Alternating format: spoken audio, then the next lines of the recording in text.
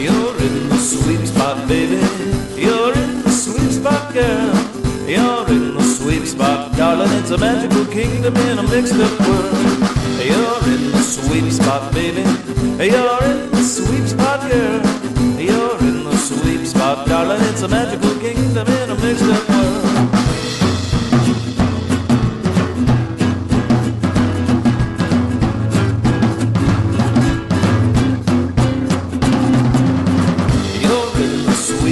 Baby, you're in the sweet spot, girl. You're in the sweet spot, darling. It's a magical kingdom in a mixed up world. It's a magical kingdom in a mixed up world. It's a magical kingdom in a mixed up world. Welcome to the Sweet Spot Podcast. My name is Lynn, your host, and Ken's my co-host. Ken, how's it going? Lynn, it is going. I'm so happy to be here. I'm looking forward to this episode of the podcast. This is episode 345. 345. That's absolutely amazing. It is. It doesn't seem like it's been any more than like 340, you know? Right. In case you're wondering who we are both former Disneyland Custodial Cast Members, and we host the #1 Disneyland podcast, hosted by two former Disneyland custodians. #1. And we're also authors of the books Cleaning the Kingdom. We have 2 volumes out. We have those at our website, signed in paperback. And for a limited time, we have them on audiobook that come in a nice USB drive box, printed. And they're signed by both of us. And there's also some bonus photos on those also. So it's pretty cool because you can put that in your computer and burn off copies and sell them. No, you could burn on your computer and don't give them ideas. And then put it on like your phone, or I tried it on my car and put it in the USB little slot there. Suddenly your car started cleaning up the road. It was amazing. It actually played from that, like on the so it'll work in your car if you have that. So anyways, those are on the website, thesweetspot.com.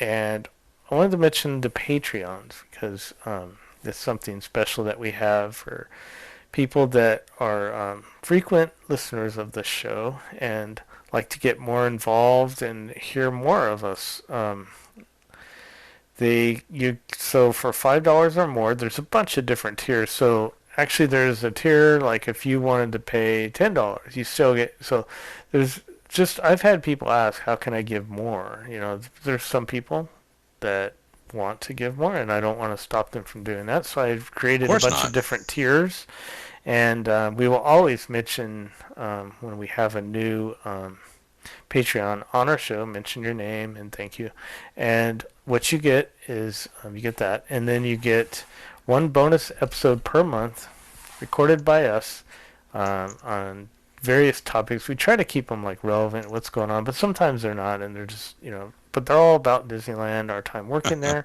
or going as guests in the park. And so you can sign up at the patreon.com and search The Sweet Spot, or you can go to our website, thesweetspot.com, and click on the link there, and it'll take you there to sign up. And then also, you'll get, as part of that, to join in on our current events. As we record them live, you get to be in the chat room and leave comments, and sometimes we'll mention some of your comments as we're recording. And I respond back sometimes, like in the chat room myself. So it seems to be a lot of fun. The people that are doing it, they have their own little conversation going on sometimes as we're recording, and it's just a lot of fun. So you can be a part of all that by signing up at our Patreon. Ken, who's our guest tonight? Well, we have Nathan Eick. And Nathan was a Disneyland cast member from December 2000 to January 2022. And if you might recognize Nathan. He'll chat about his various roles over the years and tell us what he had. But I do know one of them was he was in the Disney Gallery, the one when it was located above Pirates of the Caribbean. You might have heard me mention that I liked it, that place. Oh, yeah. He was also in guest relations. He was a tour guide, so I'm sure he'll talk about those. I'm looking forward to hearing about it. We got a personal connection. He DJ'd my wedding. So nice. There you go. Great guy, and I'm just looking forward to chatting with him. So thanks for arranging all that, Lynn. No problem, and I'm looking forward to it, so let's get right into it. But before that, I do want to mention something. Oh. We are eternally grateful to Concierge and their support of this podcast.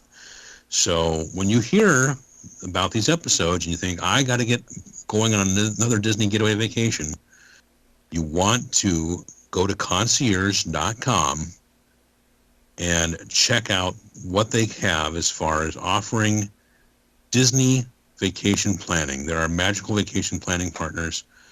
We like them so much. Lynn is now working with them, so you might get Lynn as your coordinator. And this is not something, if you don't know how this works, it does not add any cost to your Disney getaway vacation.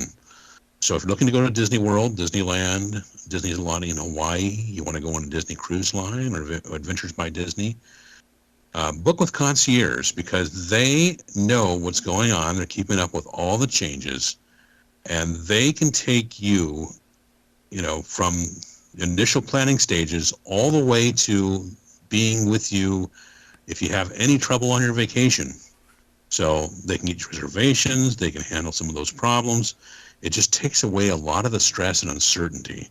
So again, doesn't add any cost to you. So contact Concierge, that's CONCIEARS.com. Book with them. Tell them that the Sweep Spot sent you. And when you book a package with them, like, a full week on a Disney cruise, for example, it has to be a package. But you tell them that the Sweep Spot sent you, and you'll get a special gift. So thank you to Concierge for supporting us. Thank you for taking Lynn in off the streets. No, it wasn't quite like that, but we liked them so much that I sent my mother to them, and Lynn went to work for them. So thank you very much, and thanks to Concierge. Great. Now let's get on with it.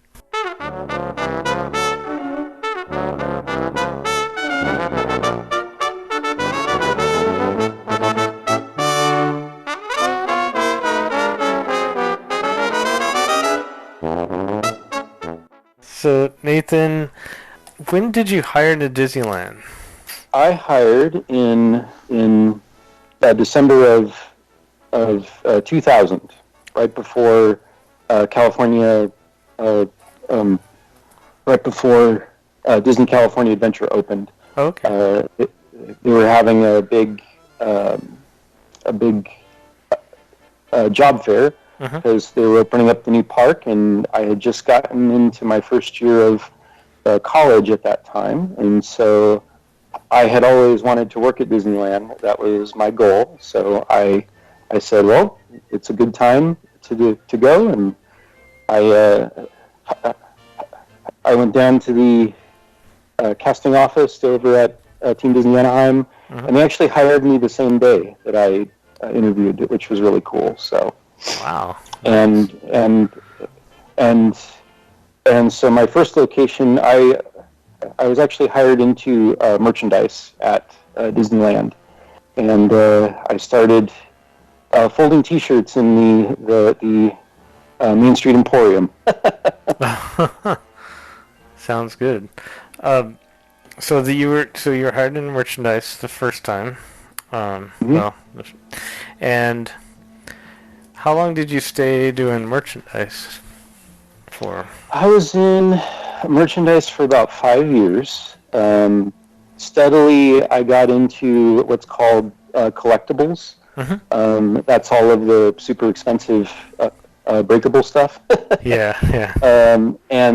So I got actually trained to do all that, and I love that because it actually brought me up to my favorite location to work, which was the Disney Gallery when it was up above Pirates of the Caribbean.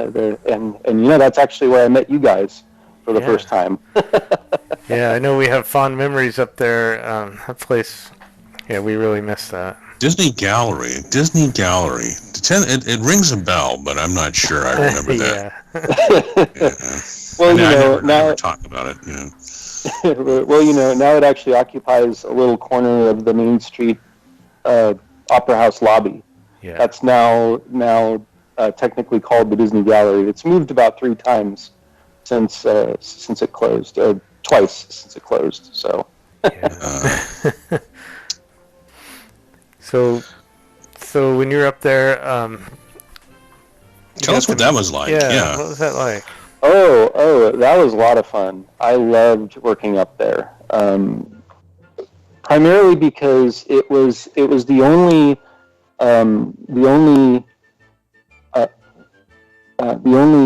merchandise location that actually doubled as an attraction. If you look at the early guidebooks from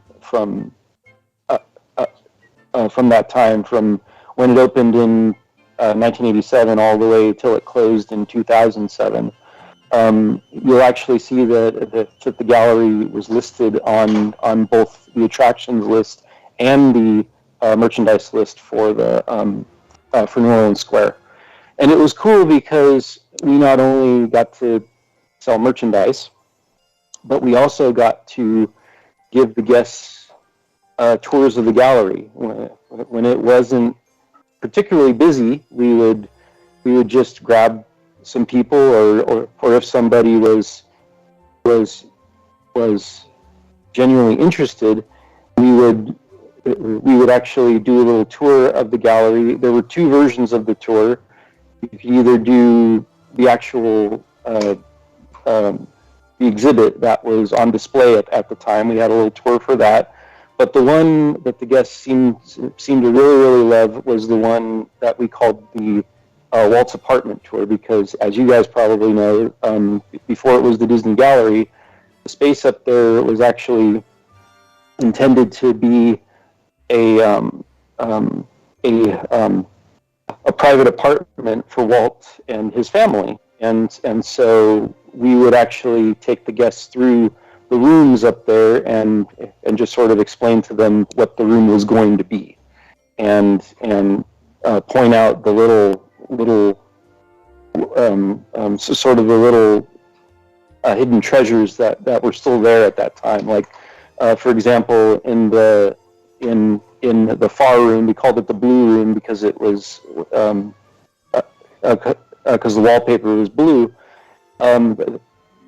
That was going to be the bedroom, and so we always used to point out all of the electrical outlets around the room, because there were a lot of them, because apparently Walt, he loved to have convenient spots to plug in his stuff, and so they were just all over the room.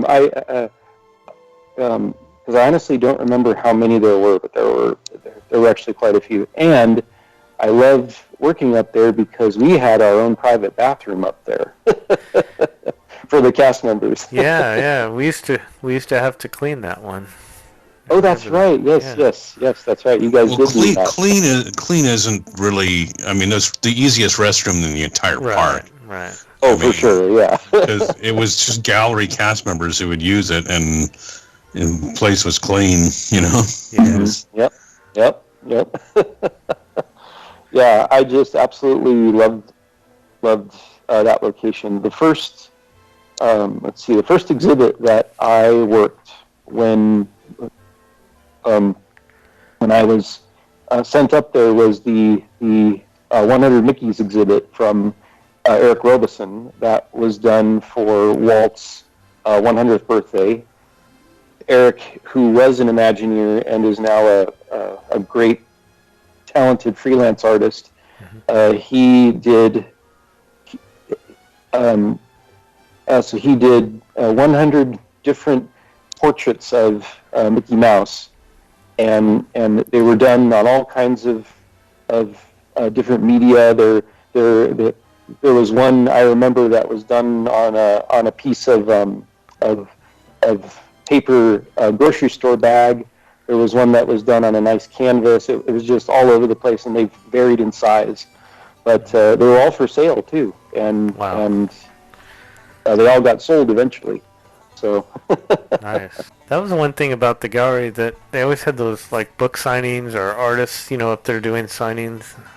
Yep. Well-known artists, Yeah. We had all the big ones, all the big Disney legends were up there. When the gallery first opened, there guys like Herbie Ryman were still alive, and they did signings up there. John Hench did a signing up there. Mark Davis did one up there, and I very much remember for the 100 Mickeys, they had both Eric Robeson and John Hench up there doing this dual signing. They had a fun lithograph where Eric did a Mickey, and then John did a Mickey, and so they both actually signed it. So that was really cool to see them both there at the same time. Yeah. So you had the opportunity to meet, some of these people while they're up there, and then also, different variety of guests. Some may have been famous, celebrities maybe. Oh yeah. So the gallery. One of the cool things about the gallery was that one of the many cool things, because there were so many cool things about the gallery, was that we had this. So there's a giant balcony on that actually faces the rivers of America, and it was the perfect spot to hold a special Phantasmic. A special Phantasmic dessert buffet, and so we didn't actually run that. That was the awesome foods cast members did that. But every once in a while, so the guests had to actually pay for that, and it was an all-you-can-eat buffet. It was actually really nice for the price. So they got this super nice seat for Phantasmic, but every once in a while we would get celebrities that would come up. I actually remember one time very distinctly. Tom Hanks actually was up there with his family, all of his kids and everything, and they were having a good time. He was very nice, very appreciative. When it was, I do remember that when it was a particularly busy day, we had an alternative balcony. It was called Balcony B, and so that was in the main dining room, what was going to be the dining room, and it was still a good spot. It wasn't as good as the main balcony, but it was still a pretty good spot. And so if we had like a VIP that they just wanted to get away from the guests, they would use Balcony B. And so we actually controlled Balcony B, and usually the VIP tour guide would call us in advance and say, hey, we've got so-and-so coming up tonight. Just want to let you guys know. We would pencil them in. And then if there were no VIP guests at that time, we would have this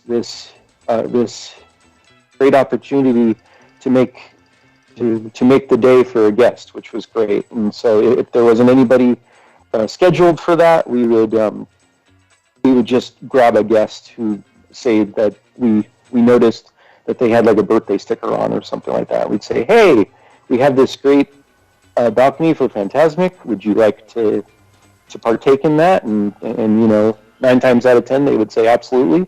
Yeah.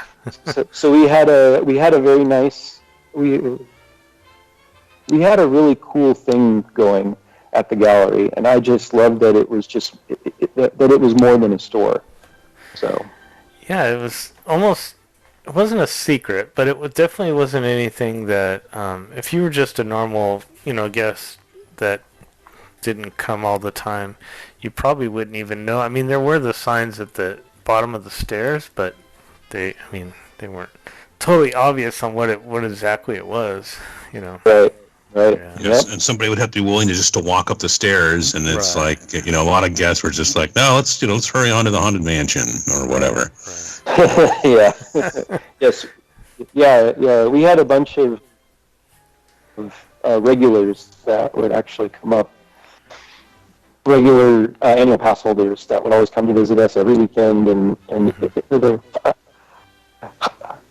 I do think that because it was so exclusive, or not exclusive, but so out of the way, Yeah. that it was usually the annual pass holders that knew all about it, and that would go up there for the most part. So Yeah, I know that I would buy, book. I collect Disney. Ken's same way. I collect Disney books, and I know that they always had a good selection of the, the newest ones coming out. That I enjoyed, and plus we got our discount, of course. But yeah, it was nice. yeah, I like the fact that we sold things that were unique, not just the artwork, but also the books, because if I recall correctly, I believe as far as the nice collectible, the nice collectible Disney history books go, I believe it was just us and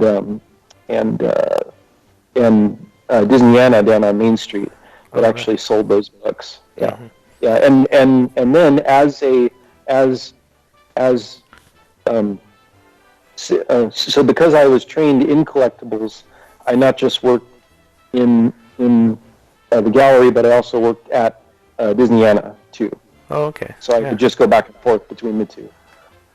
Yeah, those were great. I mean, to have two stores that were somewhat similar, but they did have some differences. It was really nice to have. It's just too bad they just have the gallery now, and it's pretty small in the area they have. But as far as the stuff you could buy, well, I guess you could buy the paintings, but they're pretty expensive. Yeah. Yep. They still do have original artwork for sale, because now the Bank of Main Street is now Disneyana, and so that's the really nice collectible store, and they have the sketch artists in there too now. Oh yeah, forgot about that. That's nice. Over at California Adventure, there's a similar store. Is that the off the page or whatever? Is that considered collectibles too, or? Yes, but because they were in separate parks, that was like a whole different complex. I was in Disneyland, and it's funny because they actually gave me the choice when I started, and I found it funny. One of the things that I just found very funny was that I just remember the recruiter being so hard, trying so hard to sell me to go to DCA, to not go to Disneyland. Mm-hmm. And she said, "So we have this new park, and do you want to work there? Because it's going to be great. It's a whole new experience. Or do you want to go to Disneyland?" Yeah. So I said, "I want to go to Disneyland." Yeah, that was what Ken and I said too.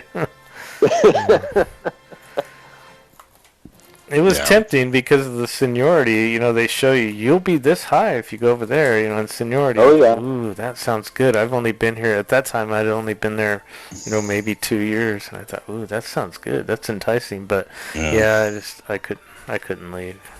Yeah. We had a couple of people who went over and came back. Yeah. Oh really? Oh wow. Yeah. They said I want to go back to Disneyland. So it's a little different now because of everything they've done to the park over the last 20 years. Mm-hmm. But at the time, it was just like people were just like, nope, I want to go back to Disneyland. Yeah. Yeah. So you did that for, you said 5 years? You were in collectibles? Yep. What was the next thing you did? Well, so around 2005, I had actually graduated from college, and I was just looking to branch out and everything. And I had always wanted to be a tour guide. When I actually hired in, that was my top choice, was to do be a tour guide. And they told me that they didn't hire directly. They didn't hire tour guides directly from the street. You had to be in the park for a little while. Of course, that's changed now. They just actually hire guest relations cast members directly from the pool. But back then they were very adamant about that. So my goal was eventually to always be a tour guide. So in 2005, I actually transferred to guest relations, and I was guest relations host for about a year and a half, and it was great. I had a good time. It was fun. It had its ups and downs, but overall, I had fun. I actually helped to rewrite the Walk in Walt's Footsteps tour. That was actually my favorite tour to give. I started on the holiday tour. That's the Christmas tour that they give during the holiday season. But I love to give the Walt tour. That was my favorite one. So I did that for about a year and a half. And so then I slowly started to realize that I would like to have like sort of a regular schedule, because of course, as you guys know, when you work in the park, your schedule, unless you have like super high seniority, your schedule can be really erratic. And so I wanted to have like a normal schedule and maybe get like a fun quote unquote grown up job, so to speak. So I just started to apply for things, even things that I thought I could sort of do, or like I would look at the job description. I'd be like, yeah, sure, I can do that, no problem. Yeah. And so I got one response, just one, from the live entertainment team, and so I will be the first to admit, live entertainment was not on my list, and that's just where I would go, because I wasn't a performer. I didn't sing, act, dance, didn't do anything like that. So I thought it's just not my thing. But the talent booking department actually wanted me for my organizational skills, because back in the the Stone Age with VHS and DVDs and all those things, they would get media from groups and from performers that actually wanted to perform at the park. So they needed somebody to organize their little library of talent that they had there, and so they actually hired me to do that, and I started in live entertainment, in talent booking, in December of 2006, and I stayed in live entertainment doing various things for the rest of my career. I just wanted to back up a little bit about the tour guides before we move more into entertainment. I didn't want to forget about that, but Because that is something that I know people. I hear a lot of people, super fans of Disneyland. Everyone seems like they want to be a tour guide. And you mentioned walking Walt's footsteps. Was the at that time was the apartment part of that tour? No. Apartment. Okay. No.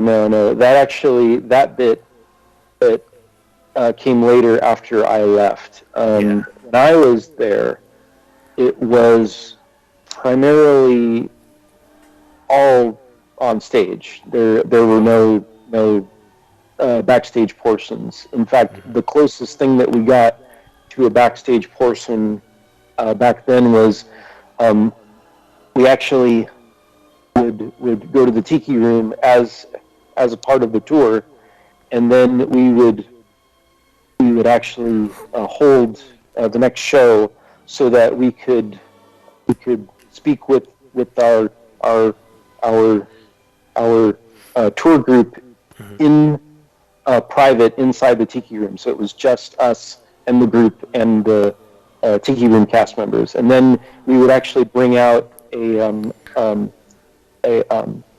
sample animatronic figure, which was actually one of the orchids from the war canoes up on the ceiling, and so her name was Ophelia. she was called Ophelia the Orchid, and so we would actually use this. We would use her to sort of demonstrate how audio animatronics works, and so they could see, like, because it was just the head of the flower, and so we actually turned it around so that we could show the guests what the actuator looked like, where the air goes in, and all that stuff. So that was probably the closest that we got to, like, a backstage behind the scenes sort of thing. But everything else, we just told stories, and it was just the way that I could best describe the tour is it was going through the park through Walt Disney's eyes. So we would actually comment about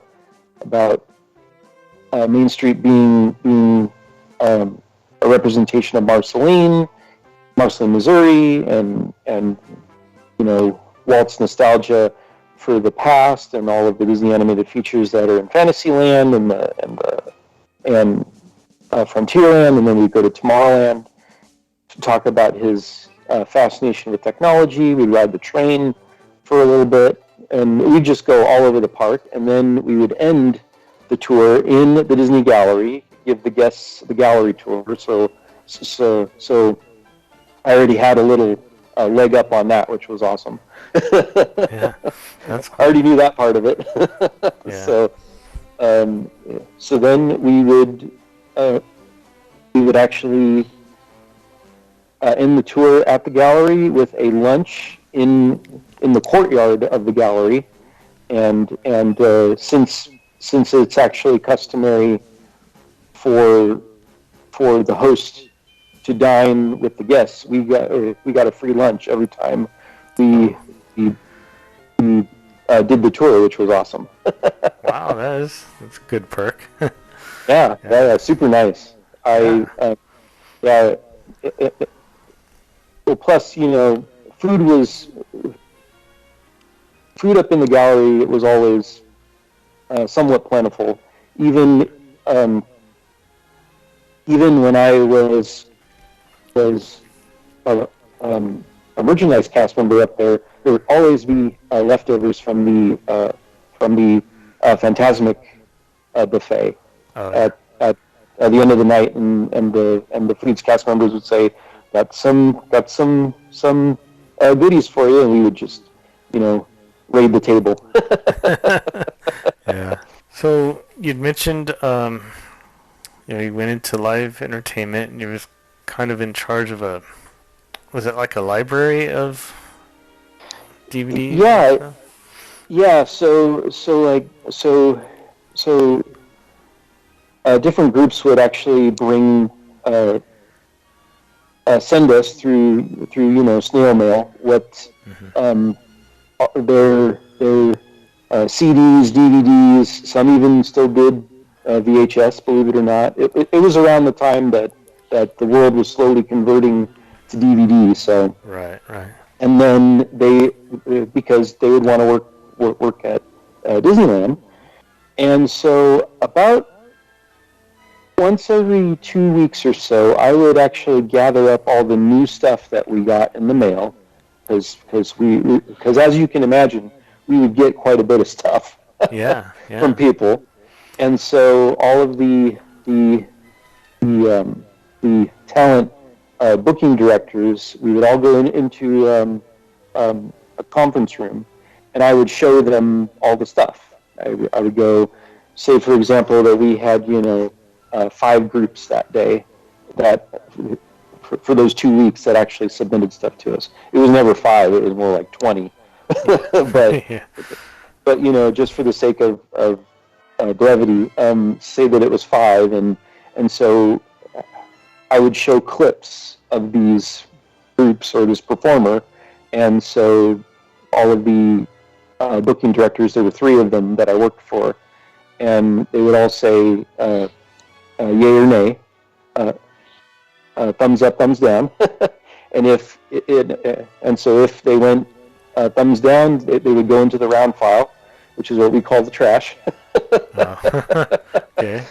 And then, but if they liked them, we would follow up with them, and they would usually come in for an audition for like a live audition, and like usually we wouldn't have anything specifically for them at the time.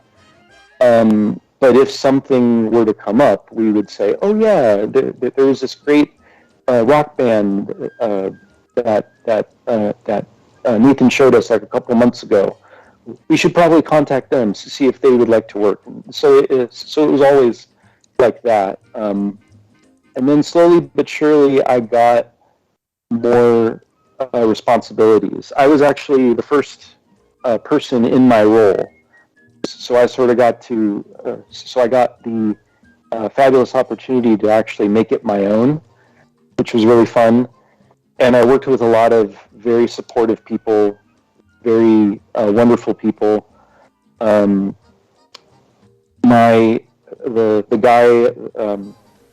The guy that I actually considered my mentor is a guy by the name of Stan Fries. Oh yeah, we had Stan on our show. Yeah. Oh, awesome! Great. I was actually going to tell you guys that if you hadn't actually gotten Stan on there, you should. Yeah. But Stan, he's a legend. He opened Walt Disney World in 1971. He was the first band leader for the Walt Disney World marching band there, and so he's seen a lot of stuff over the years. And so he would tell me stories, and he was really the one. And also the two other booking directors, Tony LaBianca and Emily Reed. They were the ones that like really brought me sort of under their wing to show me the way that live entertainment works, and they because it was a completely foreign world to me. I have to admit, when I was a guest, when I was an annual pass holder, I couldn't care. I couldn't have cared less about the live entertainment, because I was a kid, so like I was all about the rides and the show and the attractions and stuff, and so I never thought of the live entertainment in that way. But but the funny thing is, once I was in that world and I really understood it, I understood just how crucial it was to the overall Disneyland experience. And so it really um, um, broadened my horizons, opened my eyes, and I didn't want to work anywhere else. I wanted to stay in live entertainment and do other things. Neat opportunity to, like you said, to be able to start, something that they didn't necessarily have, but they found a need for it. That's why they hired you. Yep. Yeah, that's neat. Because there's so much entertainment, not just bands, but singers, and I mean, there's so many things that are just temporary that people hire for the Christmas season. The carolers, or just a variety of just special events that they may only do parties for or something. Just so many different things. Oh yeah. Yeah. Oh yeah. We did everything. We provided live entertainment for just all those things. We did bands. One of the things that we did for one of my first live events that I helped book was this party at Stage 17 in DCA, and it was this cool rock star event, and I think it was in conjunction with a radio station. It was like a special sweepstakes that you could win. But the funny thing was that I didn't even know that we actually hired these, but there were celebrity lookalikes in there. I just got and they were actually really good. We had let's see, we had Ozzy Osbourne was there, David Bowie was there, and also Bono from U2. Oh, wow, amazing! And what's cool is that the guy that actually played Bono could sing, could actually sing, and he went up to the stage and he actually sang a couple U2 songs, which was cool. So, but it was just neat, just the stuff that we hired. It could be like anything. If an event called for an animal, we would actually hire the trainer, hire the animal, and all that stuff. Of course, getting live animals was always a big hassle, and so it was very rare. But if the client or the guest client, whoever it was, wanted an animal, they would do it. What were some of the ones that stuck out to you that for some reason? Oh gosh, there were just so many. For the opening of for the opening of World of Color in 2010 at DCA, there was a huge party all over Paradise Pier, which is now Pixar Pier, and so we had just live entertainment all over the place. We had bands, we had fun circus acts. A funny story about the circus act. So for that particular special event, we had like 3 or 4 different circus acts, and we had a contortionist, and there was a guy that was a sword swallower, and we had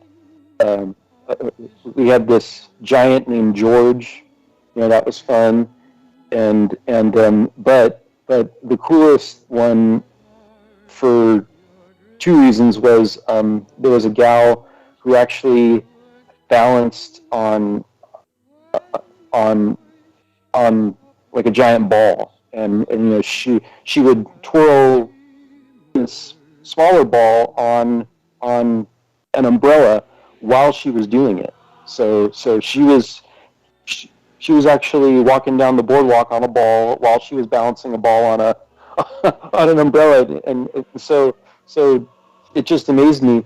But what was cool was I actually found out after the fact that the gal, this very talented gal, was named was Amy O'Neill, and she was the older sister, Amy, in Honey, I Shrunk the Kids in 1989. She was an actress, and it just blew me away that she was doing all this fun circus stuff now. I was like, oh, that's pretty cool. So you just never knew who you would find. But the other cool thing about that particular event was that we had a live art show, and it was this super talented artist named Trevor Carlton. He actually did a lot of work, he actually did a lot of, I believe he still does, original artwork for merchandise. But like what he did for the World of Color thing was he actually did a live painting of Mickey, and it was very fast. It was like a speed painting sort of thing, and he would just go to town on this thing, and it was just amazing because you could see this very cool, lively picture come to life right before your eyes, and for years after, I believe it's actually still there, but for years after, we had actually hung up that huge painting. It was probably about 8 feet square on a wall in the live entertainment section of TDA. That's where my office was too. It was up in TDA. But we had that thing up there for years, and I think it's still up there actually, if I remember correctly. So yeah, but that was a fun one. I actually got to go to the world of color premiere, and that was cool. They wanted me to be there to take pictures of all of the entertainment offerings that we had put out there, because that was another one of my duties. Another one of my duties was to do photo and video documentation of all of the live entertainment, special events, all that stuff. Whenever something changed, I would go out there to take pictures of it, or to take video, or both. Did you help out or have anything to do with the Pirates of the Caribbean, the movie premieres they had there? That was actually, yeah. So the first one was in 2003. That was right. That was actually before I went into live entertainment. But I know from the folks that I worked with that the studio actually led that one. That for that first one, it was all the studio doing all of. They hired all the people and they did all that stuff. But I know for the next films, for the next, oh my gosh, there was Dead Man's Chest, and there was At World's End, and then we did the fourth one, and then the fifth one was in Shanghai. But those three films, the next three films, I know that the studio was sort of overwhelmed by the first one, and so they actually partnered with us with the live entertainment team for those next three films, and so we did. We actually hired all the talent for that, and then we brought in park talent for the next three films, like the pirate band, the Bootstrappers were there, and all that. So. But speaking of that first Pirates premiere, I was there that night because the Disney Gallery was actually the only merchandise location that was open during that first premiere, and so we were actually there were about 4 of us that were hand selected to be the cast for the gallery that night. So it was fun. The only problem was that nobody knew that we were open, so the store was empty for most of the night. But you got to watch everything from above a little bit. Yeah. Actually, no. When the movie started, they told us that we had to clear out, and so they had actually set up Big Thunder Ranch to be this holding location for the cast members. I mean, we were all there, not just us gallery people, but all of the custodial cast members were there. All of the foods cast members that were in the Blue Bayou that night were there.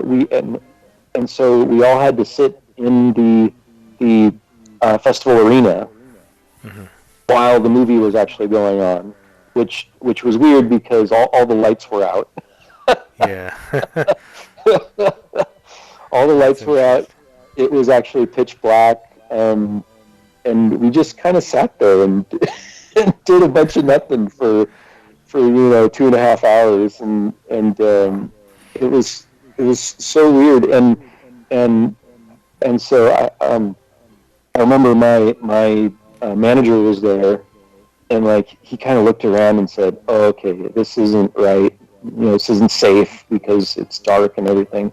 So he asked one of the facilities cast members to drive in his car, his maintenance vehicle, his truck, into the festival arena and turn on his headlights. So at least we had a little light. Oh wow! Yeah. And that was so it's actually one of my most vivid memories was that, because it was just a very surreal experience. Yeah, I can imagine. Oh, interesting. That whole thing was really interesting. I remember I was working one of the mornings and they brought in that big screen with like a helicopter. It was pretty crazy. Oh yeah, yep, mm-hmm. Yeah, yep. Yeah, well, they had they just had the special events team at Disneyland is just the best. They were the best. They were so professional, so conscientious about just every little detail, and I always knew that if it was the special events team, the event would just go off without a hitch, and it was so it was like this well-oiled machine, especially those premieres with so many moving parts. Lots of moving parts. Wow. Did you also do the hiring for Downtown Disney? Because I know they had, yeah. Yes, we did actually.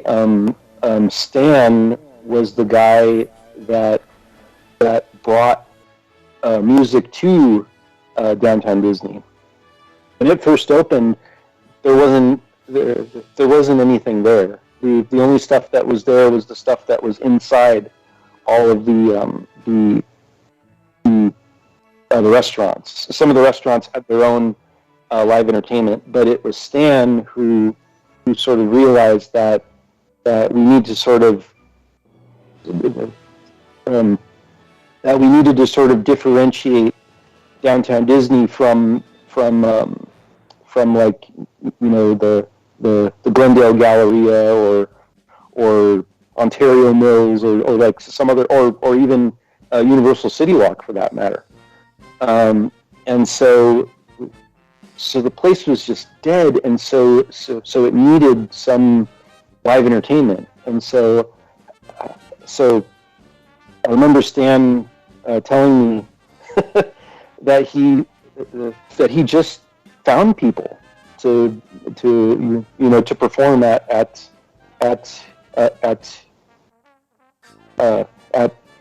Downtown Disney. Stan was and is, he still is, very good at finding new good talent, and so he actually found there was a super talented blues guitarist named Brother Youssef, and he found so Stan found Brother Youssef performing. I believe he would be able to actually verify this, but I believe it was either it was the Glendale Galleria or like the Block of Orange, some outdoor mall. Excuse me, I'm sorry. He actually just found this guy playing. Oh no, wait, it was Third Street Promenade. I'm sorry. He found him at the Third Street Promenade, and he thought he was super talented. So he said, "So hey, do you want to come and perform at Downtown Disney?" He said, "Oh yeah, that'd be great." So, and then we got Drew Tredick, who is a classically trained violinist, super cool guy, and so it would be just him and his sound system and his violin, and he just attracted all these people, and there were actually annual pass holders who would come out to Downtown Disney just to sit to hear him play, because he was super talented, and he's a very nice guy as well, super cool guy. But it just the caliber of the talent that Stan got was amazing for the space, and so it was so throughout my time there in talent booking, we booked Downtown Disney all the time, and Stan, the way that we worked was that Stan would say, "I want this person on this day," and da da da da. So then I would actually contact them to let them know what days they were going to play and all that stuff, and we had a good system going on there for about 10 years. I actually was in talent booking for almost 10 years, and so I would do all of Stan's calendars for all of the venues. So that was not just Downtown Disney, but also the Tomorrowland Terrace. We called it TLT. When we would have bands out there, we had bands. We also did all the swing bands at Plaza Gardens. That was ours too. Stan would go out and would find great big bands, and they would just become regulars, and so he would actually tell me, okay, we need the swing machine on this day, and Jumpin' Jaws is going to be on this day and everything, and I would just get all the calendars organized. So we had a blast. Sounds like it, yeah. Yeah, it was never a dull moment, I would say. Working with Stan, it seems like every day he would just have like a big old smile on his face and a sparkle in his eye. It said, "All right, we're going to do something cool." I'm like, "Okay, all right, let's do it." We'll have to refer that episode in our show notes for this episode, just so people can go back and hear that if they didn't, because that was fun to have him on for sure. Oh yeah. Stan's a great storyteller. Actually, he's actually he is actually hopefully he is coming out with his autobiography here in the next few months, hopefully, and so it's getting all the finishing touches on it, all of the edits and the reviews and all that stuff. So should be out fairly soon, hopefully. Well, maybe next year sometime. Yeah, early next year. Maybe we'll have to have him back on and talk about the book and Absolutely. help promote that. That would be cool. Absolutely. So after you did that, you left Disney. No, so I was in talent booking for about 10 years, and then for the last 5 years of my career, I was in creative development, and so those were out of all my years there, those were probably my all-time favorite because I got to be there to see all of these great projects develop from the very beginnings of the idea to when they premiered on the street. And so I got to be in the first dramaturge for creative development. And so what a dramaturge is in theater parlance is it's the person in the theater company that actually that does the research for all of the productions. So say for example you're going to put on a production of Guys and Dolls, it would be the dramaturge that does all of the research for the production. So they would research all the costumes, all the sets, and make sure that everything was period specific and all that stuff. So what I got to do is I got to do the first batch of research for all of the new live entertainment projects for both Disneyland and for DCA. So my first big project was Festival of Holidays at DCA, which was completely new, and so they wanted me to do the research for all of the various holidays that are represented during the festival. So Christmas, Navidad, Kwanzaa, and Diwali. So I had to do research on all those holidays, and so then the team, what the creative team did was they extrapolated elements from that research to spread throughout the festival. So you saw the information in the crafts and in the various live performances, all that stuff. So the research really informed what we tried to communicate to the guests about these various holidays. That's really interesting. Yeah, I didn't really think about that, but yeah, there'd have to be someone that would make sure everything's accurate and correct. And oh yes, that was me. yeah, that's neat. So you did that for 5 years, you said? Yep.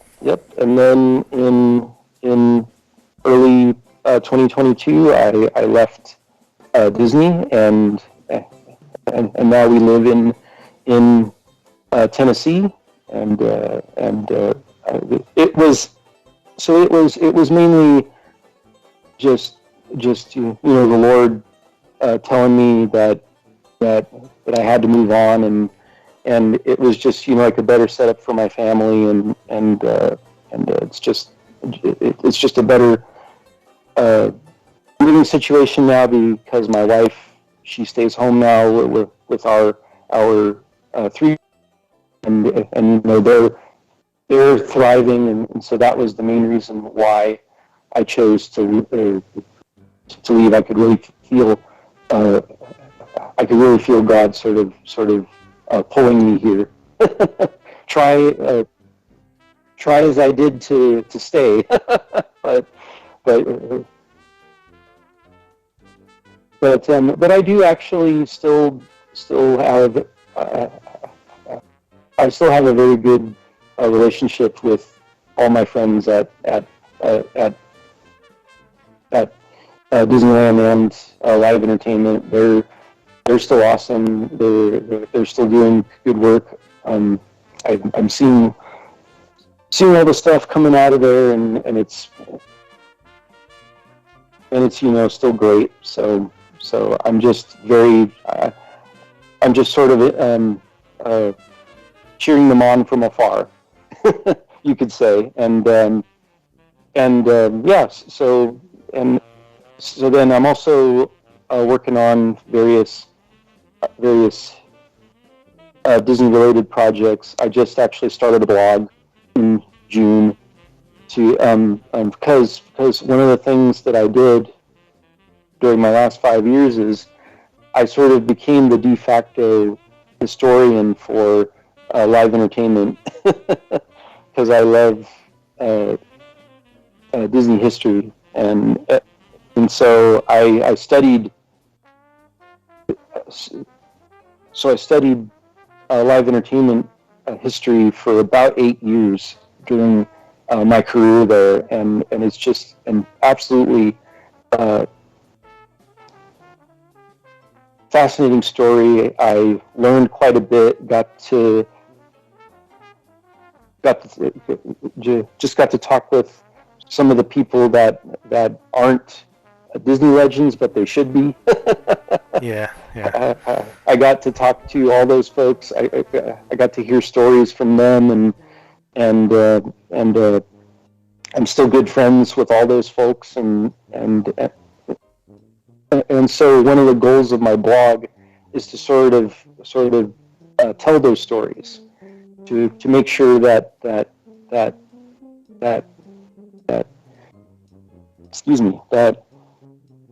people know who these people are, because they deserve to be known, and to sort of understand what they did, their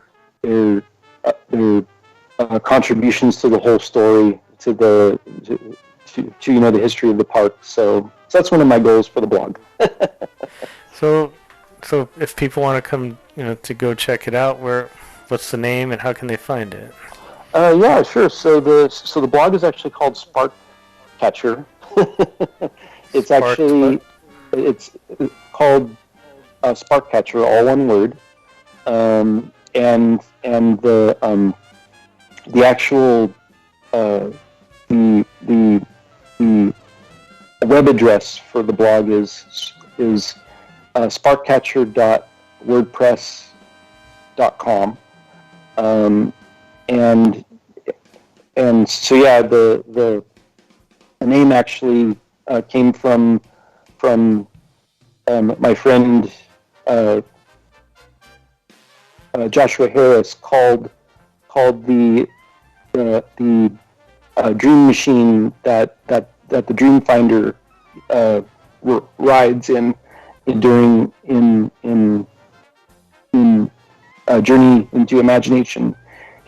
He actually coined the name Spark Catcher, and I always liked that name, so I asked him if I could steal it, and he said yeah. So That's cool. Well, cool. I found it, I think, and we'll definitely put that in our show notes. If people want to check that out, I can go look at that. Well, thank you so much for coming on, Nathan. It was really nice talking with you. Sure. Yeah. This was fun. Anytime. It's definitely good to have you on the podcast.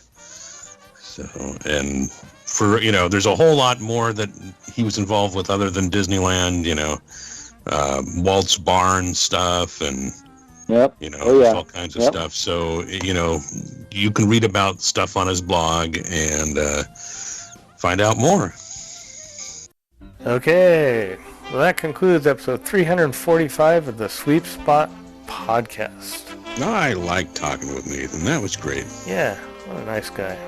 Great interview.